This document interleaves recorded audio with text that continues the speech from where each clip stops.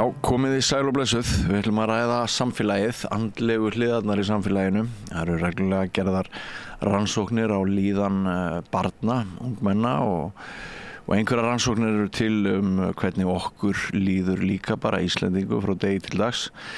Við höfum verið svolítið upptekin af myrkrinu síðustu daga. Það eru mjög vond mál sem hafa komið upp. Við erum hrædd öryggi barnanna okkar, það er hnífaburður. Við erum örvilnuð vegna þess að 3 börn hafa látið lífið í ofbeldisverkum og það er svona margt sem segir okkur að krökkunum líði ekki nógu vel í skólanum.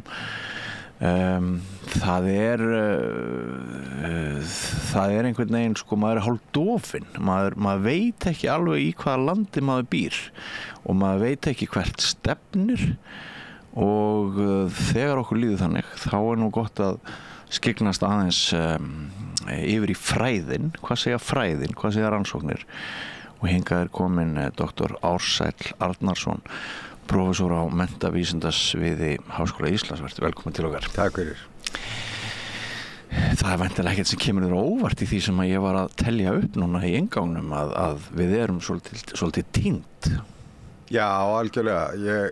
Það er auðvitað, maður finnur fyrir svona djúpum trega í samfélaginu vegna þess að maður hefur verið að gerast og það er auðvitað augljóst að nokkru leyti að þá erum við ekki á góðri vegferð með ákveðna hluti og við þurfum að grípa inn. En ég held að við þurfum samt að horfa á að þarna eru auðvitað miklir harmleikir, alveg óskiljanlegir harmleikir sem eiga sér stað. En þeir eru kannski ekki alveg jafn lýsandi fyrir samfélagið sem við búum í. Harmleikir einstaklinga en ekki harmleikir þjóðar. Nei, þetta verður auðvitað harmleikur þjóðar þegar svona gerir. Við finnum öll gríðarlega til. En þetta er fyrst og fremst einhvað sem kemur upp og ég held að það er auðvelt að fara að benda á einhverja kerfislæga þætti en við komum aldrei til með að geta smíðað kerfi sem að algjörlega gera okkur frjáls undan svona atburðum. Þetta gerist, þetta er skelfilegt. En við komum ekki til með að geta búið til einhver kerfi sem að kemur í veg fyrir alla svona hluti. Nei, ég var í Bridge-klúbbnum mínum í gærkvöld. Þar er yfirleitt svona bara mjög veraldleg og hófstillt umræða á milli spila. Þá bar svo við að það vildu allir spyrja hvort ég hefði einhverjar upplýsingar lát 10 ára gömlu stúlkunar. Og það voru ofboðslega margar útgáfur af erlendum mafíum í umræðinni og öllu því og allir að spyrja hvort ég vissi eitthvað meira því ég er blaðamaður og ég fann bara svona hvernig ég hugsaði bara með mér, ég hef aldrei upplifað svona mikinn ótta í áhugamálunum mínum sem að spila bridge. Er ekkert í svona gögnum af því að þú hefur verið að rannsaka lýðheilsu andlega líðan aftur í tíman. Ég var með forvarnafulltrúi hérna í vikunni sem hélt að landadrykkja væri að koma aftur inn og eitthvað svona og hvað er að marka tilfinningar okkar óttan og svona einstaka heimild sem stígur fram og segir það er alltaf að fara til fjandans. Hvernig er samband veruleikans og umræðina núna? Ég held að það samband sé ekkert sérstaklega gott. Nei. Og ég held að við sem samfélag erum orðin alveg óskaplega full af ótta og það sem er skrítið að því að það hefur sennilega engin þjóð nokkurn tímann haft það eins gott eins og Íslendingar í allri mannkynssögunni, skiljiði. Og við sitjum hérna í okkar góða samfélagi og segjum, já, það er allir innviðir bara hrundir. Þetta er allt bara komið á fótum fram, Og maður bara, hvernig getur þú sagt svona? Það er þetta fullt af hlutum sem við þurfum að takast á við.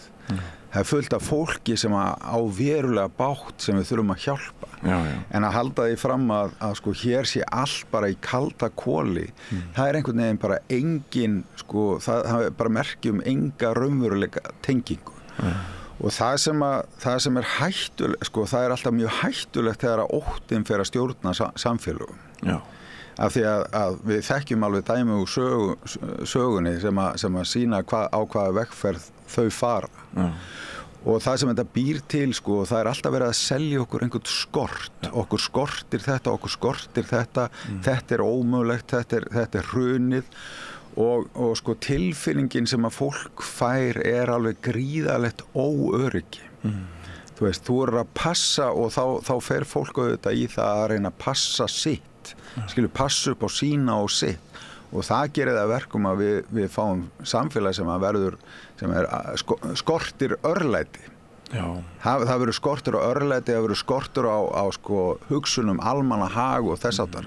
Og þetta bæði sko hægri og vinstri sem hefur spilað þetta. Ég meina við getum sem dæmi sko hægri skortina þá það sko að það sé raforkuskortur á Íslandi. Það bara þvæla, skilur. Það bara verið að búa til einhverja auka eftirspurn sem að enginn var að biðja sko og þá orðið skortur, skilur. En það sama með sko, þú veist, öll okkar kerfi og hvernig við ræðum það. Þannig að, þú veist, við fáum einstaklingar sem að verða hræddir. Þeir þora ekki að takast á við það, þeir upplifa vanmátt og þú veist, þú vilt ekki fara að vinna í grunnskólakerfinu vegna þess að grunnskólakerfið alveg hrunið, þar líður öllum illa. Þú vilt ekki vinna í heilbrigðiskerfinu vegna þess að það líka hrunið, alveg ómögulegt, skilur. Þannig að þú veist, hvert erum við að fara, skilur? Við erum að hræða gjörsamlega líftóruna úr fólki. Það þú veist, ég ekki að gera lítið úr því, það ákveðnir hluti sem þarf að taka á þeim með festu, en við skulum líka átt okkur á því hverslags forréttinda fólk við erum og hvað við höfum mikið að gera og hvað við getum gert mikið sjálf. Við getum ekki alltaf sagt bara, já, þetta bara ríkinu að kenna eða, þú veist, þetta þeir sem að ráða. Við berum ábyrgð á þessu samfélagi. Við búum í lýðræðis samfélagi, skilur. Þetta okkar fulltrúar sem að stjórna öllu apparatinu. Þú veist, vissulega misjafn sauður, sko, en enga síður. Við þurfum að taka ábyrgð á því sem við erum að gera. Sennilega sko einhver hluti á þessum ótta ekki bara byggður á vondum tíðindum sem hafa skekið þjóðina, heldur sko óttinn við paradísar missi, að við séum að missa þetta góða samfélag út úr höndunum á okkur. Það virðist tengjast að einhverju leyti hugmyndum okkar útlendinga, vaxandi rasisma. Það bara best að henda því á borðið. Ég held að sé bara nokkuð ljóst að þar hafa margir fundið einhvern óvinn til þess að skella skuldinni á, en það fleira. Það sko í upphafi ársins, þetta ár það byrjaði á banaslýsa hrinu og menn höfðu bara aldrei séð hana eins. Og það eru ansi margir sko viðmælendur núna í seinni tíð sem hafa rætt spennuna í samfélaginu. Það sé eitthvað sem bendir til þess að við ökum aðeins hraðar, umferðin sé aðeins villtari. Það náttúrulega verður líka alltaf fleiri og fleiri bílar sem að berjast réttina að komast leiðar sinnar á höfuðborgarsvæðinu og verður alltaf meira og meiri pirringur út af því. Og svo náttúrulega höfum við þessi skelfilegu sakamál sem hafa komið upp. Og við höfum líka svona oft umræðu í þingsal það að unga fólkinu líði illa, það verið að skrifa bækur banvænan einmannaleika. Það virðist vera auðvelt að týnast í tækninni og einangrast.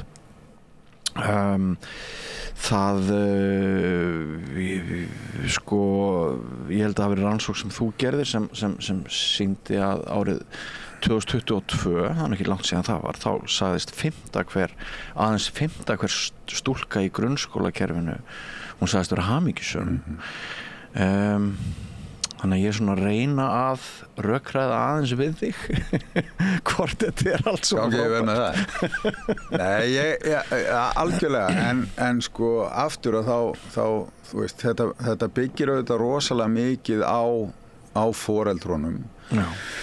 Og það sem að við höfum verið að gera og þú veist, er ofta að vekja ótta foreldra. Þú veist, ég held að sko það að vera að tala að vandamáli sé kvíðin börn. Jú, það alveg eitthvað til í því. En á baki því liggur líka rosalega mikill kvíði foreldra. Já. Skilurðu? Og þá fer maður að hugsa, við höfum bæði börn, þú veist. Og hvað varst þú gamall þegar þú átti síðasta barnið þitt? Ég var alltaf gamall, bara östuð síðan. Ég meina, þú vissir það nákvæmlega hvernig heimurinn Þú vissir það alveg að það er, þú veist, hvert líf sem að kemur inn í hennan heim á eftir að mæta erfiðleikum, skilurðu, höfnun og ósangirni og þú veist, sjúkdómum, missi og endanum dauða, skilurðu, en samt ákveðu það að já, þetta er á einhverja aðra mannesku leggjandi. Ég ætla bara að fæða þessa mannesku inn í heiminn og hún verður bara að takast á við þessa hluti. En svo þegar við fáum þessa einstaklingi í hendurnar, þá einhvern veginn kveiknar þessi rosalega þörf til þess að vernda þau fyrir öllu. Þú veist, og við viljum bara ekkert slæmt komi. Ég rifjaði upp sko að ég var að fara með litla barnabarnið 2 ára á leikskóla daginn, fekk að vera hjá mér yfir nótt og þegar við komum í leikskólan þá byrjaði hann að væla. Hann vill ekki fara í leikskólan, hann vill bara vera hjá mér og ég fann alveg svona Hvað gerir maður þá þegar maður er afi? Já, nákvæmlega, það er bara þetta kramdi í mér hjarta, skilurðu, og ég rifjaði upp að svona hafði mig liðið með öll mín 4 börn, skilurðu. En málið er að þú veist, þetta er samt eitthvað sem að barni verður að gera. Ég get ekki alltaf tekið það í fangið og farið með það burt frá öllum áskorunum lífsins vegna þess að þú veist, þannig virkar það ekki. Ég þarf að styrkja barnið, þú veist. Ég þarf bara að horfa raunhæft á það að ég setti þessi börn mín inn í heiminn, vitandi nákvæmlega hvernig heimurinn er. Og þú veist, í staðinn fyrir að ég get ekki tvendað þau fyrir öllu, ég verð bara að búa þau sem best úr garði, þannig að þau geti tekist á við alla þessa erfiðleika sem og alla þessa, þú veist, við þurfum öll að upplifa bara hræðilega hluti, við þurfum bara að geta tekist á við þá og það merkilega við þetta er það að einmitt í allri sorginni, öllum áföllunum, þar liggur aðal tækifæri til vaxtar. Þú veist, það er enginn sem við horfum aldrei á fólk sem hefur siglt tiltölulega lignan sjó og hugsa bara já, þetta er nú einstaklega þroskuð og merkileg manneskja. Við horfum alltaf á fólkið sem hefur virkilega þurft að hafa fyrir hlutunum. Og það er fegurðin í þessu og þegar ég horfi til dæmis á þetta hræðilega morð þarna á menningarnótt að þú veist ég sko þú veist það hafa alltaf verið til ódæðismenn sem að gera hræðilega hluti sem að valda óafturkræfum skaða og þetta er svo tilgangslaust og hræðilegt en sjáðu þessa stelpu sem að verður fyrir þessu þú veist, ég bara horfa á hana krakka og ég hugsa bara þú veist, þessi krakki, hún hefur sko meiri mannkosti í litlapötunum heldur við báðum til saman, skilur, þú veist. Þú veist, það sem að lesa hana, það sem fólk er að skrifa hana, þú veist, situr þarna með vini sínum í bíl sem er sko flóttamaður frá Palestínu og þú veist, sér einhverja manneskju sem er í sko stórkostleira hættu og hvað gerir hún? Hún bara stígur upp og bara, þú veist, reynir að bjarga manneskjunni, skilur. Þú veist, það er málið. Þetta er bara Nýja testamenti saga. Já, ég meina þetta, þú veist, þannig að þú veist að fyllast af einhverju sko hatri og drunga yfir þessu sko.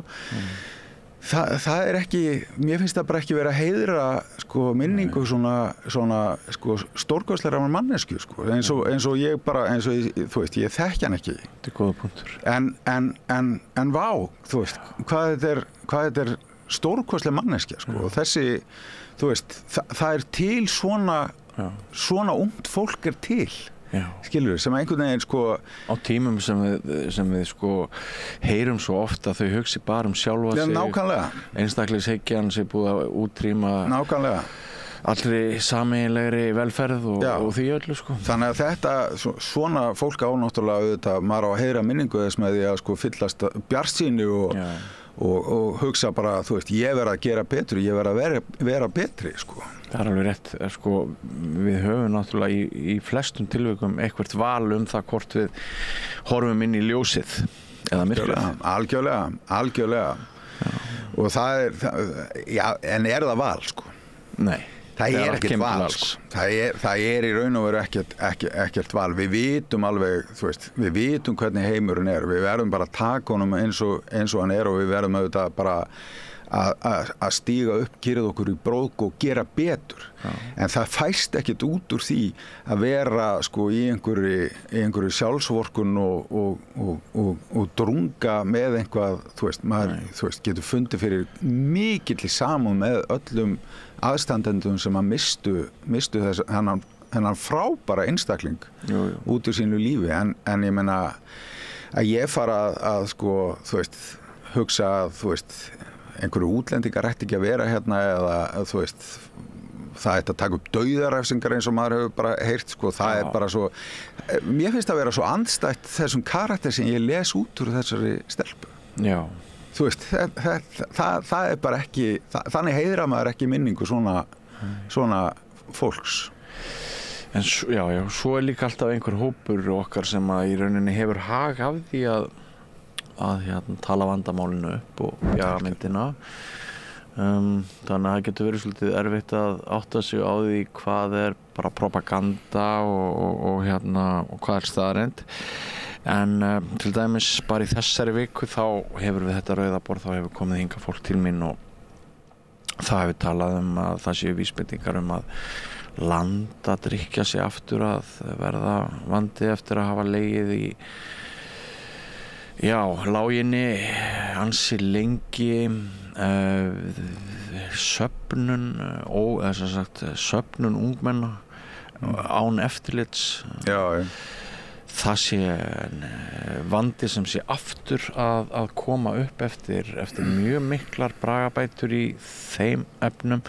Í Mosó funduðu foreldrar held ég í fyrrakvöld vegna þess sem gerist á útihátíðinni þar var visst töluvert slæm unglingadrykkja og þar kom upp hnífamál og það jú þessi hnífamál sem að við erum öll alveg skítrætt við og bara finnst alveg hrikaleg. Af því að þú ert búin að vera að rannsaka svo lengi hvernig í rauninni íslensku börnin okkar, ég túlkaði það ekki rétt, bara hafa alltaf orðið betri og betri núna töluvert skeið, við útrýmdum nánast unglingadrykkju og óbáslega margt sem að hefur verið til bóta. Það einhver staðreind núna, sýna einhver gögn það hjá þér að við séum að fara niður í einhver dal? Nei, ekki dal. Nei. Við höfum svona, þú veist, við höfum ekki náð kannski að viðhalda, þú veist, þessu, þú veist, þetta er ekki að hverfa, unglingadrykkja ekki að hverfa, þú veist, það tikkar upp nokkur prósent, sko, og þú veist, við þurfum auðvitað bara, eins og góðu vinur minn segir alltaf, forvarnir eru ferskvara. Við erum alltaf að fá inn nýja árganga, skilur, og það þarf alltaf að gera, þú veist, maður lifir ekkert á fornri fræð, við þurfum alltaf að gera, þú veist, sömu vinnuna. Og kannski það sem að ég hef svona, þú veist, að því að tala þetta að við svona hluti af samfélaginu lifir af því að búa til vandamál, þú veist, við erum báðir í því, skilur, þú í fjölmiðlunum og ég í fræðunum, skilur, við erum svona hei, þú veist, hérna nú ákveðið próblem sem það er að ræða og ég skal taka það af mér, skilur, þú veist, þetta og það er alveg, það er valið, sko, ef maður bara gerir það í, sko, stóru myndinni, sko. En það er ekki þannig að krakkar séu að það sé alltaf fara til andskota. Það er lengi verið talað það til dæmis að kannabisneysla sé alveg stjórnlaus, sko. Það er bara alls ekki rétt, sko. Það er ákveðin hópur sem að reykir kannabis mjög mikið, mjög oft. Það er mjög slæmt. En heildarfjöldi af fólk, krökkum sem hafa prófað kannabis hefur ekkert aukist, skiljiði. En hefur þetta ekki meira verið þannig að þeir sem eigi í vanda, sko, þeir eigi meiri vanda? Já, það er svona ýmislegt sem að bendir til þess. Og við þurfum auðvitað, þú veist, og þá kemur að því aftur, sko, að við ætlum að búa til kerfi, við byggum til rosalega fínt kerfi sem minnkaði, sko, úlingadrykkju þannig að eftir var tekið út allan heim. Það var kerfi. Skilur. Það eru eiginlega núna, til þess að hagkaup með því að fara að selja áfengi. Algjörlega, það er náttúrulega bara, þú veist. Hvað finnst þér það? Já, ég meina þú veist, mér finnst, sko, þetta skref hjá hagkaupum finnst mér mjög dapurlegt. En það lýsir þessu, sko, þessari afstöðu okkar sem við höfum til áfengis. Við þekkjum öll fólk sem hefur hreinlega dáið eða orðið bara, sko, að vesalingum af neyslu áfengis, skilur, og eyðilagt allt í kringum sig. En við erum samt svona á sama tíma, sko, er ekki allir að fá sér, skilur. Og reyndar bara búið að vera, sko, ég er nú löngu hættur að drekka, en sko ég og vini sem segja að þeir hafi einhvern veginn, sko, aldrei, eins og bara síðastlið sumar, þeir hafa aldrei verið jafn oft í aðstæðum þar sem að er verið að nota áfengi. Nei. Þannig að, sko, það er margt sem bendir til þess að lífstílinn núna sé bara gegn sósa í áfengi. Já, sko, að því að við erum að tala sko, úlingana og úlingadrykkjuna, sko. Þú veist, horfðu á, sko, tölurnar yfir, sko, drykkju fólks, sko, 60 ára eldri. Einmitt. Þú veist, þar eru stóru fréttirnar. Þar eru stóru fréttirnar. Þar er faraldurinn í gangi, skilur. Þannig að, en við erum alltaf svo upptekin af unga fólkinu sem eru auðvitað bara gott að við gleymum að horfa til þess að aðrir hópar eru í miklu verri málum, sko. Sko, hérna, þú fordæmir hagkaup. Já, ég held að það sé ekki gott skref. Ég held að aukið aðgengi, sko, meira brennivín hefur aldrei verið gott svar við neinu vandamáli. Nei, og það hefur verið litið til okkar eins og kannski aðeins komst inn á aðan sem ákveðna fyrirmyndar í forvörðum vegna þess árangur sem náðast hefur. Og aðgengið áfengi er klárlega mikilvægur liður í forvörð. Já, það er líka þetta að við vitum að áfengi getur verið rosalega hættulegt og það bara, við vitum það bara á tölum að það bara drepur alveg óskaplega fjölda fólks á hverju einasta ári á Íslandi, plús það að, sko, leggja, sko, fjölskyldur í rúst og fólk bara einhvern veginn getur aldrei, sko, unnið úr þeim skaða sem áfengisneysla veldur. En svo finnst okkur einhvern veginn að allt í lagi að fá okkur og þarna verður til svona bara tvískinungur, skilurðu, það sem að og svo vælum við yfir því að, sko, já, en þú veist, ríkið ætti nú að setja meiri peningar í meðferðir og svona, skilurðu, þú veist. Það sem vandamálið er það að við normaliserum ákveðna hegðun. Ég segi oft sögu að við félagarnir vorum einhvern tímann á tvítugsaldri að fara eitthvað út á land, snemma á laugardegi og fyrir utan einhvern stað situr kona með hvítvínsglas. Þetta var laugardegi hádegi. Við vorum tvítugir, það er langt síðan. Og við vorum á leiðinni á djammi, sko. Og við vorum algjörir djamhundar. En þetta fannst okkur alveg skelfileg sjón. Þú veist, þarna var bara manneskja að drekka vín í hádegi á laugardegi. Við bara náðum ekki utan þetta, þú veist, og bara vonuðumst til þess að þessi kona ætti ekki börn, sko. Já, þetta væri bara skelfilegt, sko. En nú er þetta orðið alveg viðtekið, þú veist, kippir sér enginn upp við þetta. Þannig að við erum að horfa á það hvernig normaliserum við, sko, neysluna og þegar við erum farin að, sko, geta, sko, haft aðgengi að þessu bara hvar og hvenær sem er 24 tíma sólarhringsins helst, að þá verður neyslan normaliseruð og áfengisneysla er alltaf hættuleg. Já, en sko eldra fólkið sem er að fá sér, er ekki margt sem bendir til þess að það sé að fá sér út af vanlíðan, einmannaleika og... Jú, eflaust er það. Það auðvitað vantar strúktúrinn oft, þú veist, þú gerir ekki greinamun á hvaða dagur er, skilur, það er bara alltaf frí og þá vitum við það auðvitað, við verðum svona, þú veist, bara svona einhver strúktúrlausari þegar þannig er og þá auðvitað er áfengisneysla einn fylgifiskurinn og þess vegna skiptir auðvitað, þú veist, það skiptir auðvitað máli að við hugsum fólkið í kringum okkur, skilur, ekki bara fjölskyldun okkar, heldur líka bara fólk sem í kringum okkur. Það alveg rosalega mikið af mjög einmana fólki á Íslandi. Það það. Svo höfum við átt ansi fallega spretti sem þjóð, svo maður farin nú líka aðeins yfir það því okkur veitir ekki, eins og þú segir sko, okkur veitir ekkert að því að sækja svolítið í ljósið og kannski það bara ekkert val eins og þú nefndir að ef allt í lagi hjá manni þá myrkrið ekki val, þá hlýtur maður að fara í ljósið en af því að við erum að tala svona kvíða hjá börnum, það hefur verið mikið rætt tengslarof, einmanaleika og allt þetta þá hafa líka komið frábæra fréttir frá Íslandi eins og fyrir nokkrum árum þegar við mældum það að samband barna við feður sína var eiginlega best hér á landi. Já.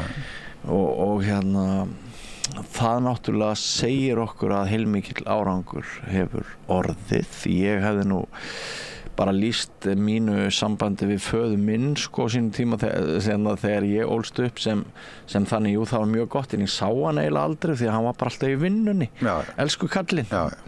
Og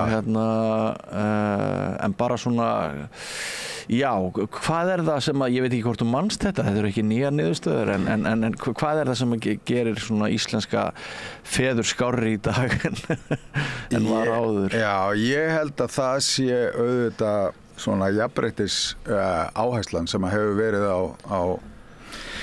á Íslandi og þarna aftur erum við komin með sko við búum til kerfi sem virkar vel. Við tökum upp fæðingarorlof fyrir báða foreldra og það sem að máli skiptir þar auðvitað þessi svona frumtengsl sko, að feður fái sem sagt pláss á fyrstu dögum, fyrstu mánuðum, fyrstu árum. Það ræður öllu.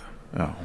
Veist, og við erum auðvitað bara að sjá árangurinn af þessu fæðingarorlofskerfi skila sér í þessu. Það reynda þannig að sko íslenski feður skara fram úr í þessum rannsóknum framar öllum feðrum, þeir eru samt lakari heldur mæðurnar. Já.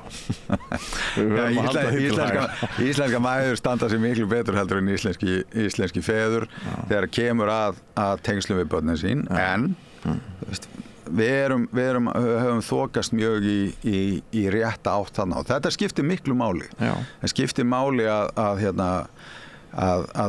foreldrar taki allir virkan þátt og þegar við erum að horfa á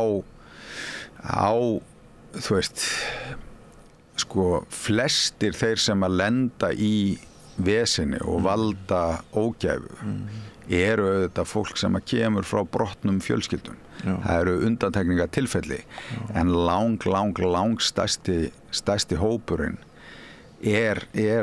hefur lent í einhverjum vandamálum eða alist upp við aðstæður sem að eru ekki í lagi sko. Það bara þannig. Og þá kannski, þú veist, við getum nota kerfi til þess að hjálpa en við þurfum líka alltaf að vinna þetta á einstaklingslevel og það sem að, sko, við þurfum að passa okkur á í þessu að ef við ætlum að fara að búa til einhverja kerfislæga breytingar að passa að áherslan sé ekki á yfirbygginguna heldur á fólkið á gólfinu. Það það sem að skiptir, það það fólk sem að býr alltaf til árangurinn í kerfinu og það svolítil svona hætta alltaf, þetta ekkert með ríkisrekstur eða einkarekstur, ég hef unnið hjá sko risastórum einkafyrirtækjum sem eru að glíma við nákvæmlega sama vandamáli að yfirbyggingin verður of stór. En til dæmis þetta, hvernig ég var í úthlutunarnefnd fyrir sjóð hérna út í bæ og þar var lögreglan að sækja fyrir samfélagslöggæslu. Lögreglan þarf að betla pening í sjóði út í bæ fyrir samfélagslöggæslu. Nú þegar við erum búin að lenda í þessum hræðilegum málum að þá það orðið sko eitt af helstu markmiðunum. Lausnin felst í samfélagslöggæslu. Já, sko lögreglan hefði geta sagt þetta fyrir mörgum árum. Þeir eru búin að vera að ganga hérna með betlistaf í hendi bara árum saman og biðja pening í þetta verkefni. Það rosalega blóðugt að það þurfi svona atburði til þess að við vöknum. Annað eru til dæmis eins og félagsmiðstöðvarnar. Þú veist, það eru félagsmiðstöðvar sem að taka við sko rúmlega 100 krökkum á kvöldi úr hverfum, skilur. Þetta sko að því að við vorum að tala sko skipulagt frístundastarf skiptir gríðarlega miklu máli og þarna eru allir velkomnir. Þú veist, þetta ekki eins og í íþróttunum þar sem þú þarft að sko borga himinhá þáttökugjöld og kaupa búning og allt það. Það eru allir velkomnir og þetta skiptir alveg höfumáli að krakkar komið þarna inn, fá að rækta félagshæfnina sína vegna þess að þú ert ekki að fylgja neinum þjálfara, þú ert bara mættur á staðinn til að gera það sem þú hefur áhuga á með félögum þínum. Þetta hefur gríðarleg áhrif. Af þessu kerfi erum við búin að vera að kroppa endalaust. Miklu sko minni opnunartími hjá félagsmiðstöðu núna heldur en var og þarna þurfum við bara að gera betur. Sundlaugarnar, bókasöfn. Já, nákvæmlega.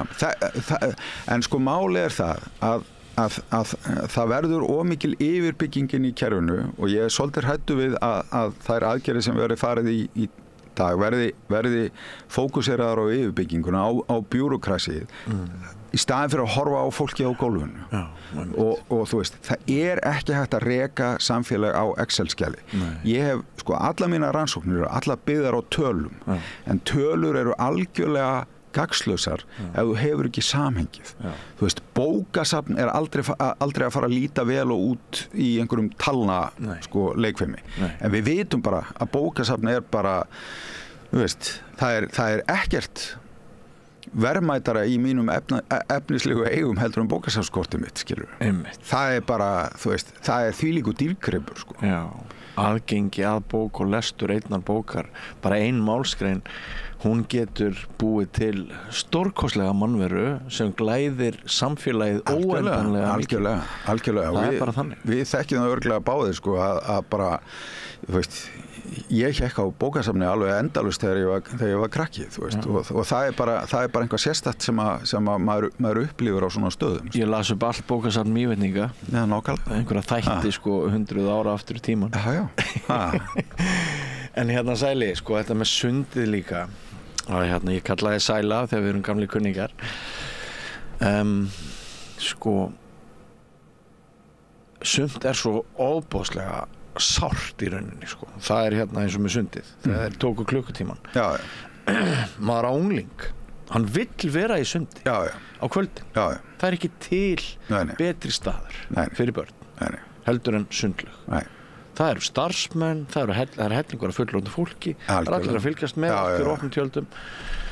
Sko, eitthvað segir manni að við séum bara ekkert rosalega góð við börn og við séum það í orði en við séum það ekki á borði.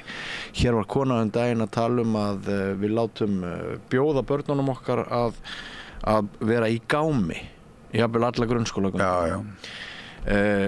Miklu áhrifin á litlu lungunum þeirra, við vitum ekkert. Nei. Hvernig loftið í sumum af þessum byggingum sem eru ekki gámar. Nei. Og það tilfinningin sem ég hef núna.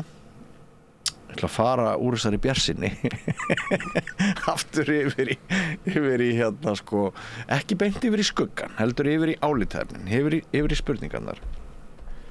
Að mér finnst margt benda til að við höfum týnt okkur sem sko samfélag fullorðinna instant hugsandi daginn í dag án tenginga aftur og fram og sem sagt að það frábært að íslenski feður hafi skorað hæst allra feðra.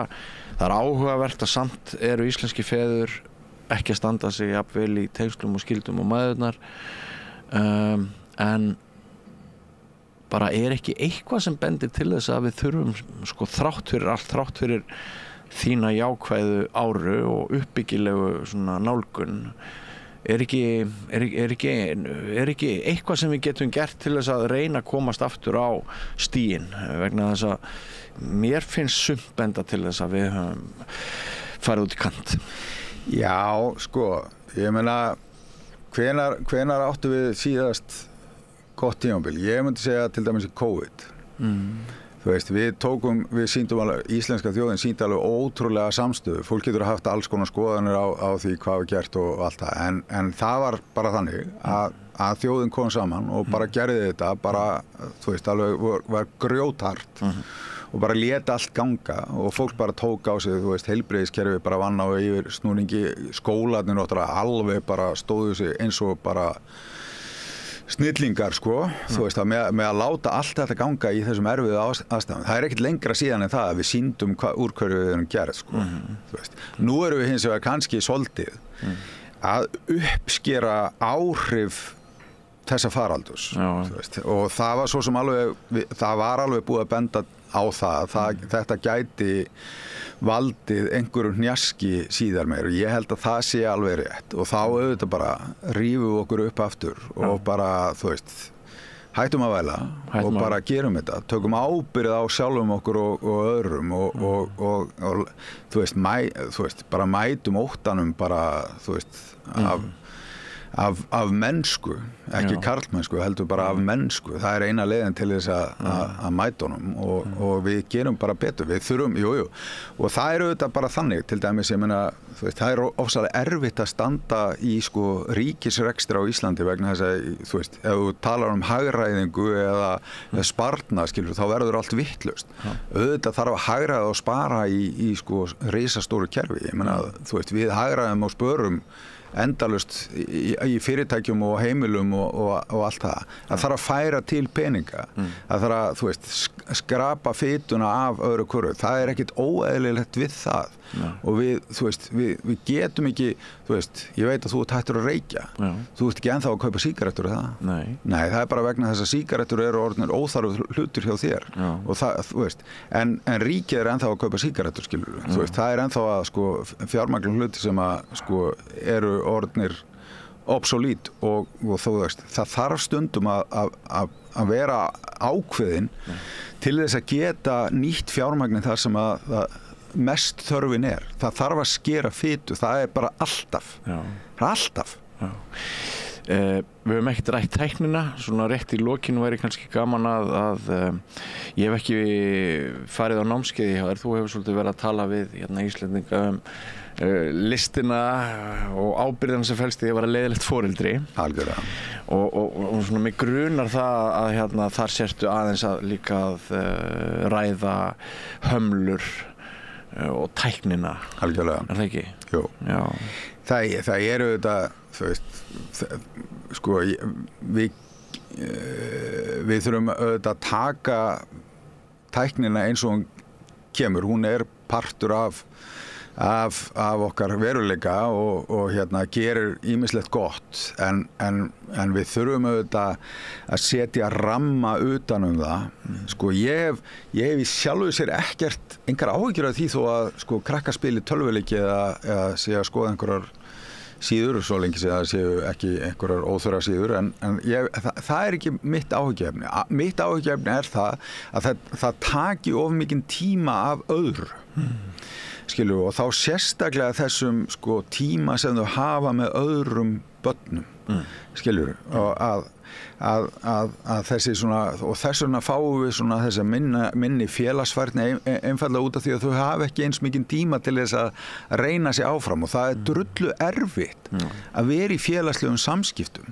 Það ekkert alltaf næs. En ef við ætlum að sko geta, þú veist, eignast vini, haldið góðum samskiptum við fólk, þá verðum við að læra það og við verðum ofta að læra það með erfiðum lexíum. Þannig að það, þú veist, þegar að krakkar eru farnir að leita kannski meira í það að vera bara heima í tölvunni heldur en að standa í þessum erfiðu samskiptum að það auðvitað slæm þróun vegna þess að við þurfum öll að takast á við þetta erfiða verkefni. Já. Þegar mann líður eins og maður þurfa að segja nei, skiptir það miklu máli hvernig maður segir það? Já, algjörlega, en sko það eru auðvitað þessi upplifun allra barna, skilju, við eignuðum börnin okkar og við ætlum að vera svo, þú veist, happy go lucky og við ætlum að vera svo skemmtilegir og allt það, sko. Það tók stundum. Já, auðvitað, það er ekki spurning, en þú veist, manni finnst stundum að sko algengustu orðin sem maður segir við börnin séu nei eða ekki. Þú veist, og þá hugsa maður, þetta er nú ekki alveg að romantist eins og ég ætlaði, en þetta eru mjög mikilvæg orð. Og sko þegar maður, þú veist, það var mjög skemmtilegt þegar ég fór á stað með þetta námskeið endurmenntunarlistin að vera leiðilegt foreldri, að þá sagði einn vinur svona minn, sko, pabbiðin er bara að bulla. Hann, þú veist, hann lætur allt eftir þér. Hann er ekkert leiðilegt. Nei, hvað er hann að selja, skilur? Og það er alveg rétt. Ég er mjög eftirlátssamur við börnum mín, en ákveðnar reglur gilda, skilur. Og þær gilda bara, þú veist, það þarf ekkert að spurja það. Þannig að, þú veist, það er bara rammi. Þú veist, ég hef bara búið til ramma utan það sem er, sko, boðleg hegðun og það sem er ekki og innan þessa ramma er rosalega margt skemmtilegt í gangi. En það, þú veist, það er ekkert, þú veist, það má til dæmis ekki meiða annað fólk. Nei. Það er bara bannað, sko. Já, vandamáli sem ég sé við þetta kerfi sem að þú ert væntanlega að kynna þarna er að maður þarf að vera svo ansi góð fyrirmynd sjálfur. Já, nei, ég er nefnilega, Björn, ég er að kenna þetta námskeið, ekki vegna þess að ég sé svo frábært foreldri, heldur vegna þess að ég hef gert alla vitleysundar í uppeldinu sem að hægt er að gera. Nýtir þið reynslu? Ég nýti þá reynslu.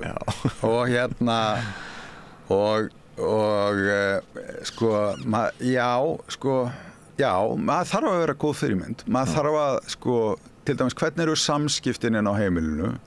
Þú veist, tala maður af virðingu aðra fjölskyldumeðlimi, tala maður með virðingu annað fólk bara yfir höfuð.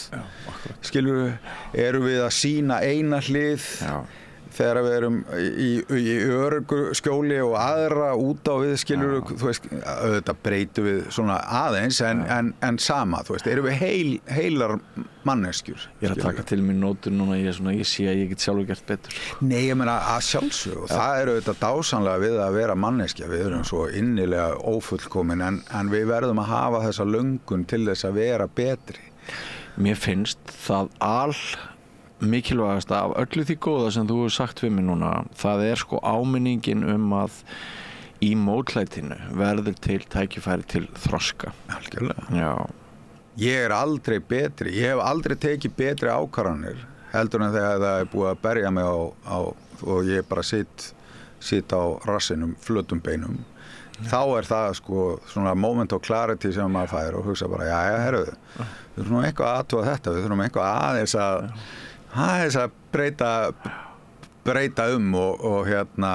og það er sko erfitt fólk sem gerir ekki það sem maður vill getur verið manns allra bestu kennarar, sko.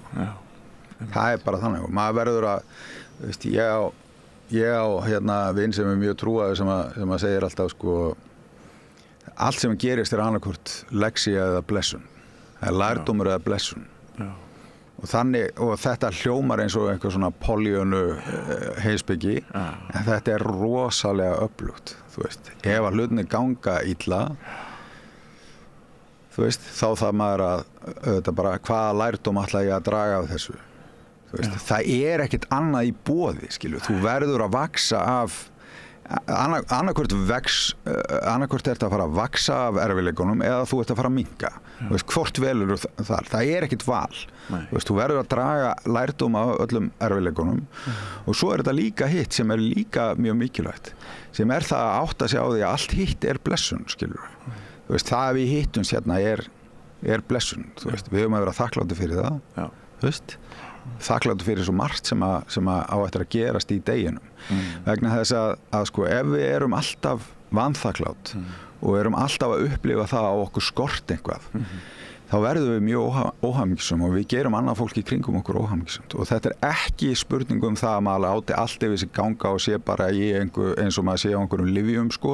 Það er alls ekki þannig. Maður á að stíga fast til jarðar stundum og standa með sjálfum sér og standa með fólkinu sín og allt það, en maður verður að hafa maður verður að hafa þessa von og jákvæðni. Það er ekkert val. Nei. Þetta var góður kafli. Takk fyrir hann. Takk sömuleiðis. Dr. Ársæll Arnarsson, prófessor, kæra þakki fyrir að koma til okkar og svona, já, glæða efnisleg atriði andanum líka. Það er, ég held að segja hansi gott að við reynum að tvinna þessu tvennu saman. Það er bara nauðsynlegt. Já, kæra þakki fyrir komuna. Takk. Og við förum nú yfir í allt aðra sálma. Með því að ganga í leigjendasamtökin styður þú baráttu leigjenda. Leigjendasamtökin eru fyrir öll þau sem vilja vinna að réttlæti og öryggi á húsnæðismarkaði. Leigjendasamtökin.is